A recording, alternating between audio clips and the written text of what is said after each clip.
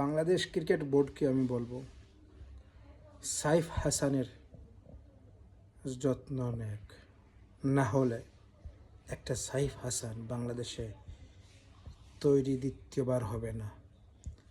সাইফ হাসানের পারফরমেন্সই বলে সাইফ হাসান কোন লেভেলের প্লেয়ার, যার চিন্তাধারা 6, 4 আর শট, এগুলাই হচ্ছে দুর্বল প্লেয়ারদের চিন্তাধারা।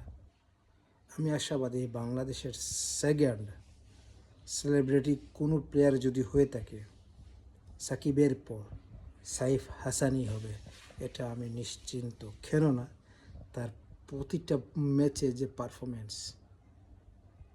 অতুলনীয়, অসাধারণ, চমৎকার, যা ভোলা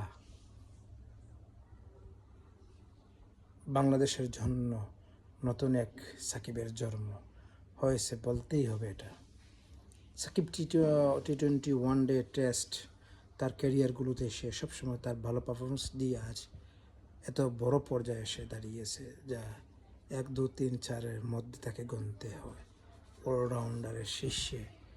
এখন অনেকে খেতাবে দিয়ে দিয়েছে Shakib daddy of allrounder. Saif Hasan একদিন হবে